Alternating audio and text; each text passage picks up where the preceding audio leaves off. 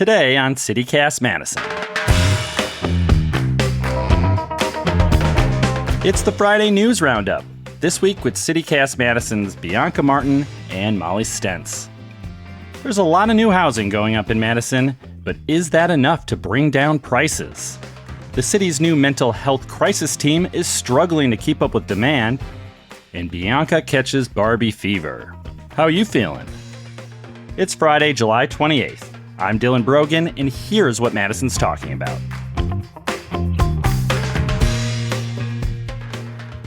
You are about to enter another dimension. A dimension not only of sight and sound, but of news. A journey into a wondrous land of information. Next stop, the Great Friday Roundup. And first through the scary door is CityCast host Bianca Martin. Hello, Bianca. Do.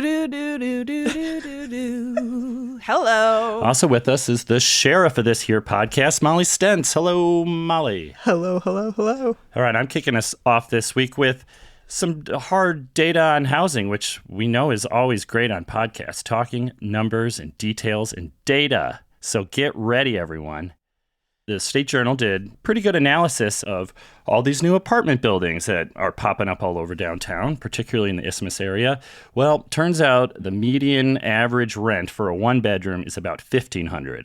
Seems a little high. And then when you look at the typical renter and what their income is, it's about $46,000 a year. Well, what's affordable housing to them? Less than $1,200 for a one-bedroom. So we see a big problem right there. The rent is too damn high.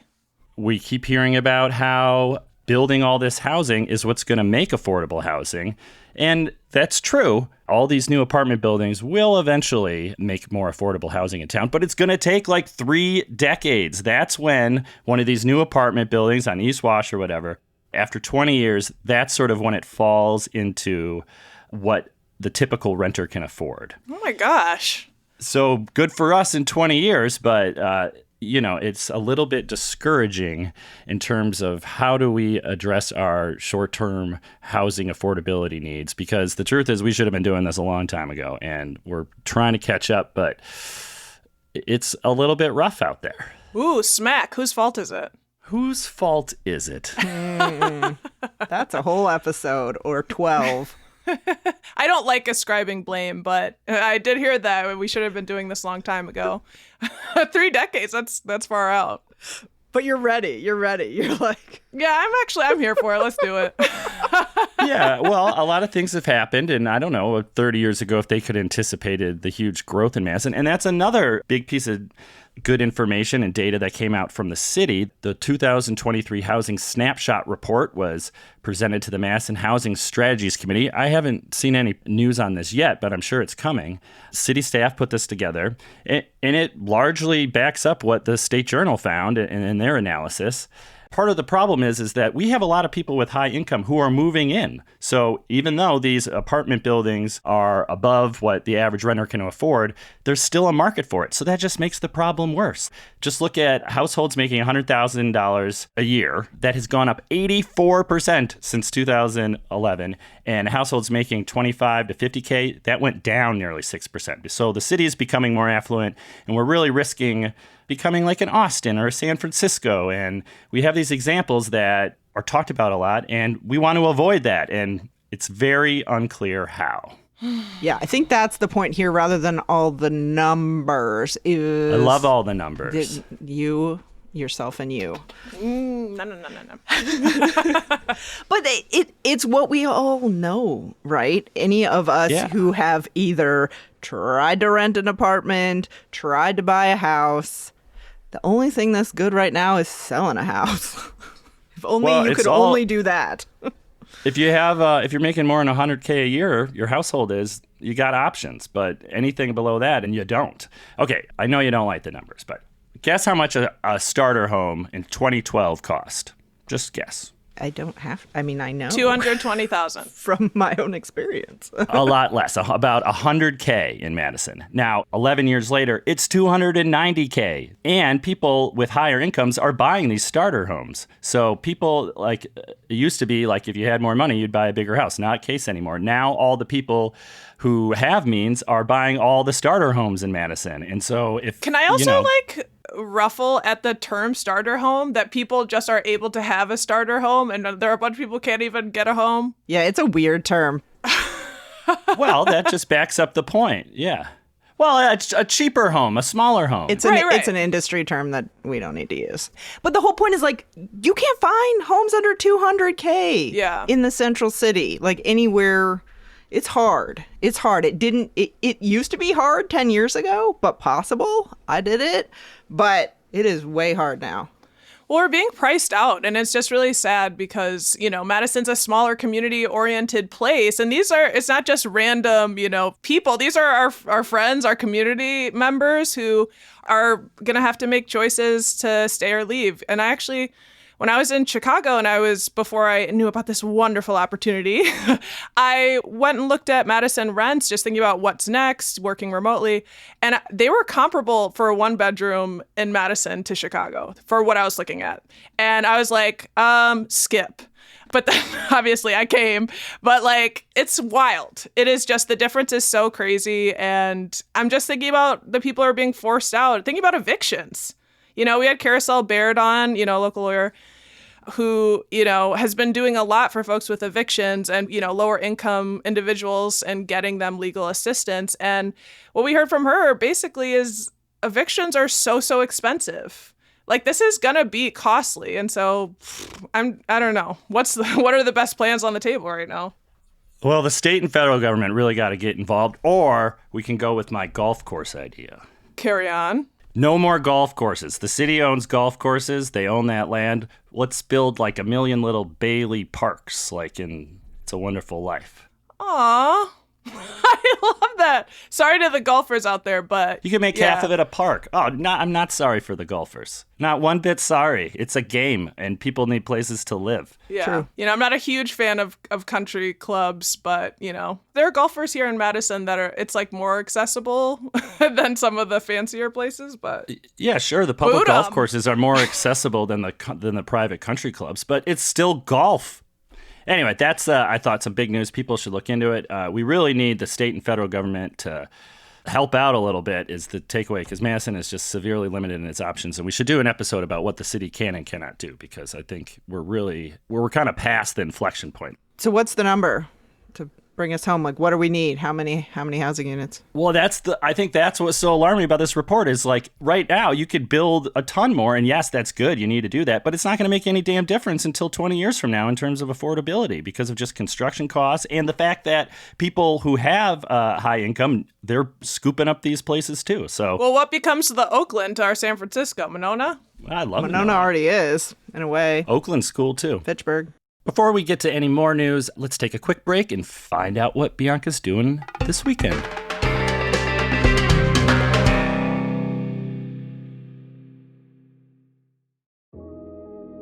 Madison's home to some pretty fine restaurants, if I do say so myself. The latest addition to my go-to swear-by dinner spots is Mint Mark.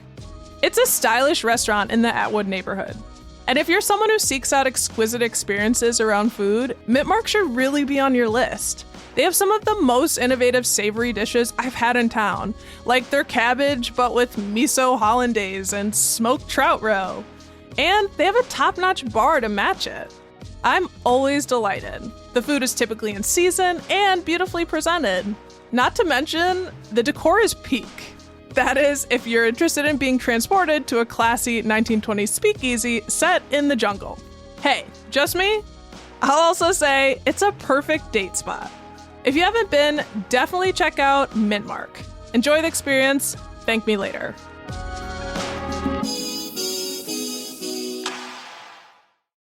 So I want to shout out a good read in the Cap Times this week. It's by Allison Garfield, and it's about the newish program in Madison to send mental health workers and paramedics to respond to crisis 911 calls rather than police. So it's called CARES, which we do love a good acronym here in Madison, the Community Alternative Response Emergency Services. And it's staffed by the Madison Fire Department along with workers from Journey Mental Health. And this has been something that has been long debated, right, since we had a number of high-profile police shootings in our community. Tony Robinson, for one, back in 2015, Ashley DiPiazza, 2014, Michael Schumacher, 2016, not to mention George Floyd later on.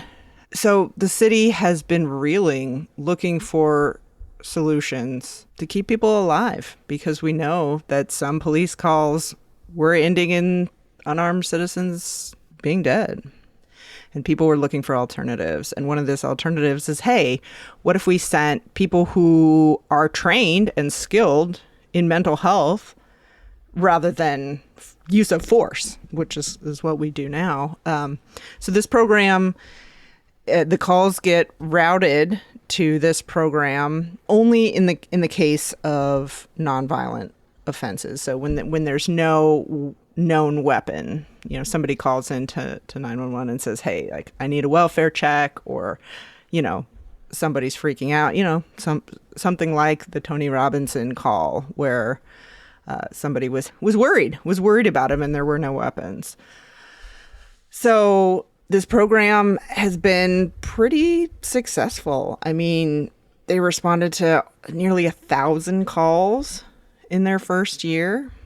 And this was built off of the program called Cahoots in Oregon. I don't know if you heard about it, but it was one that's kind of been replicated across the country. Yeah, I think we picked a better name, even though I like the sound of Cahoots. CARES seems like a better acronym than Cahoots. You're in cahoots with the CARES. But Cahoots it's still cool, but... Yeah. It's pretty sticky. I mean, man, I feel like they really did the country a service. A lot of people modeled off of their program in Eugene. So the issue now, though, is it's only staffed by a few people. And their hours are really only daytime and early evening hours, which, when you think about when a lot of crises happen, it's late night. Overnights and weekends, right? And that's the exact time that we don't have anybody on staff. I mean, I know they have already expanded the hours. I mean, do you know anything if they're going to do that again? It kind of seems like they had a model and they're building it up. So yeah. Maybe this will change. Well, they started out, right? It was just a few people. It was downtown. It was just basically one shift. And people were like, this is not going to cut it. So then they built out 2 teams so they can go from 8 in the morning to 8 at night. But there's still no one to respond to overnight calls. Because when you think about the police department, I mean, that's like hundreds of employees, right? Several shifts, round the clock service. We don't, if you need to call at 2 a.m., it's not like, oh, sorry, nobody is available to take your call, right? Like, we don't do that for the police, but we are doing that for these emergency responders right now. This is a really important and awesome program because it's basically someone's going to show up if someone's having a mental health crisis, sitting in the street or whatever. The person that shows up is not going to be armed. It's not going to be an officer. And, as you said, it's going to be nonviolent situations. But that said, a nonviolent situation could become violent with fear. I just felt like pointing out the fact that fear is contagious, and there are a lot of folks who don't have the same trust in the police department or a police officer. Well, these folks are specifically trained in de-escalation as well. I thought the police were trained in that too. I thought it was really interesting. Like this article, I saw something really interesting in there. One of the counselors quoted basically said that they have the choice to wear a bulletproof vest, and they've done that, but they prefer not to because they want to show up in an unthreatening manner, and I'm sure police are not trying to show up threatening, but look, they are they're wearing uniform, and I don't know. Yeah. I do know. You do. It's the guns. It's the guns. It's the guns. It's the muscles. But I'm sure the counselors might have muscles too. But, everyone doesn't have an Andy Griffith connotation with police officers, Yeah.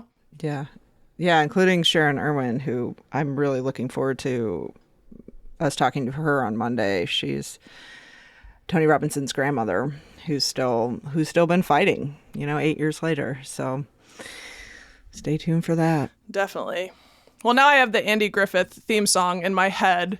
So speaking of fictional characters, making a big switch here, I thought maybe Mingo Madness hit the city, but I think we're all aware that the pink that's been popping up everywhere is a different kind of madness. It's Barbie fever.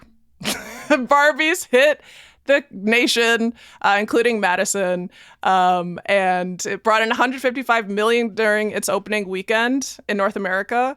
It just broke a bunch of international records for box office sales, and it came alongside the Oppenheimer film, which people are doing both. So Barbenheimer, which double is screenings. Nuts. Why I can't? That's 6 hours in the cinema, which is a dream to me. Yeah, but we talked about, on the show, another Cap Times person we got a shout out, Mr. Rob Thomas. We've talked to him about all of our theaters and, the trouble that we were seeing. AMC Theater over in Hilldale closed late last year. Just thinking we can't get butts in the seats. And that was really, really sad. But this week's been very different. What are you guys feeling about this fever?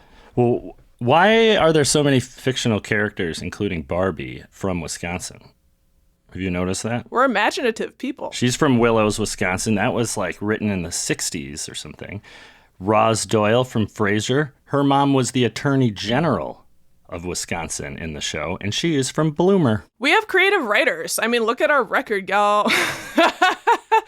Orson Welles, he was a dreamer. He dreamed folks up, fictionalized characters. Jack Dawson from Titanic. Oh, yeah, my first crush. From near Chippewa Falls. Have you ever been to Wisconsin? They have some of the coldest winters around. Are there more fictional characters? I don't want to cut off the train. Oh, I don't want to derail the train. I got a whole list, but Chris Traeger from Parks and Rec from Wisconsin. Peg Bundy from Married with Children. She's from the fictitious Wanker County, Wisconsin. Wanker? Yep. Of course. James Bond's best friend, Felix. He's from Milwaukee. And then there's 25 Marvel comic characters. Oh, God. Who are all from. I think it's writers. We have a lot of writers. Yeah. But Barbie, Oppenheimer, I kind of think this is a media dream. I want to do a dissertation and a download with Rob Thomas. If you're listening, Rob, but I'm excited about it. I don't think you are, Molly, so much about seeing it. Did you watch the trailer? I'm not a movie gal. I do think maybe climate change is the best thing to happen in movie theaters, though. That's my hot take. That's a good hot take. It's burning up, so people are going to be staying inside, which is kind of sad in a certain way, but not if you're going to the theater. But I'm just going to say, yeah, Greta Gerwig is the director, and she's one of the most successful women directors in our generation. Issa Rae's in it, Black Barbie. I haven't seen it yet, but I'm going to see it. And I overheard a cashier at St. Vinny's on Willie Street over the weekend, we're running out of pink. One of the busy. At Vinny's? At Vinny's, yeah. He's literally all day. People have been coming in.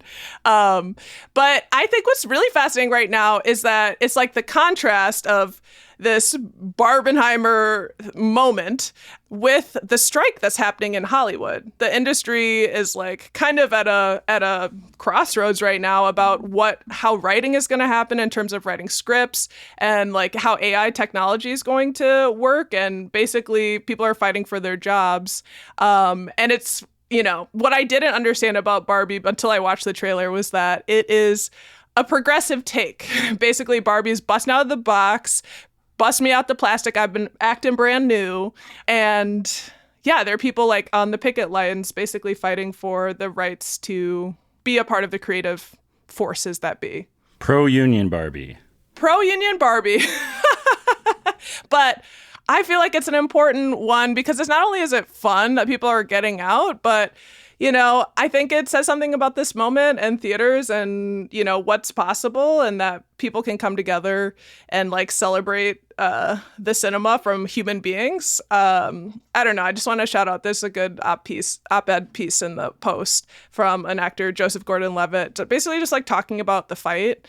And it's hard to look away. It's historic. My brother's on the picket line right now, just like he was last time with the WGA. Only now 2 unions at once, so will they have more leverage? We'll see. Well, none of us have gone yet. I have tickets. I'm going to Oppenheimer tomorrow, and it's the first movie I've seen in 6 years, so a friend persuaded me to go. So there's that.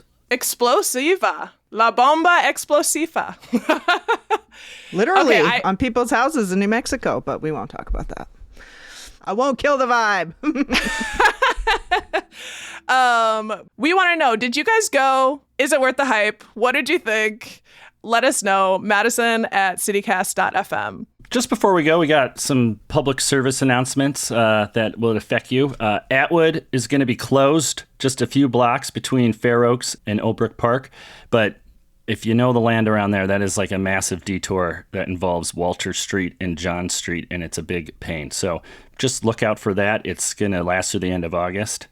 So starting Monday.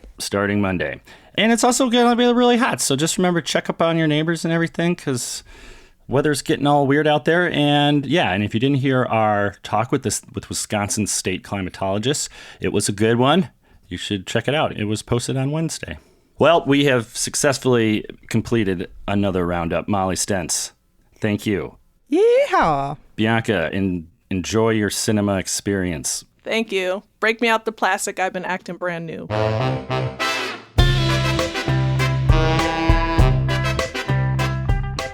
That's all for today here on CityCast Madison.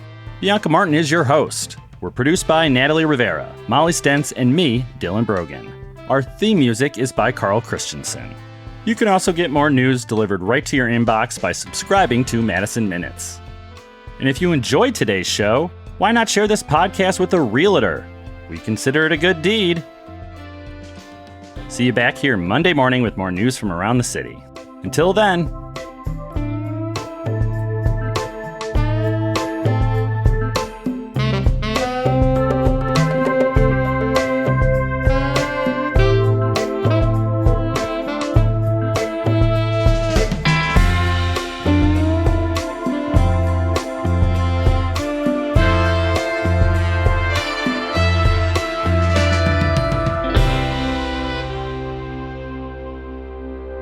I've definitely started calling it Atwoodn't. Thank you, Rob Thomas. Did you see that? Atwoodn't? That's what he calls it now. It ain't Atwood. It's Atwoodn't.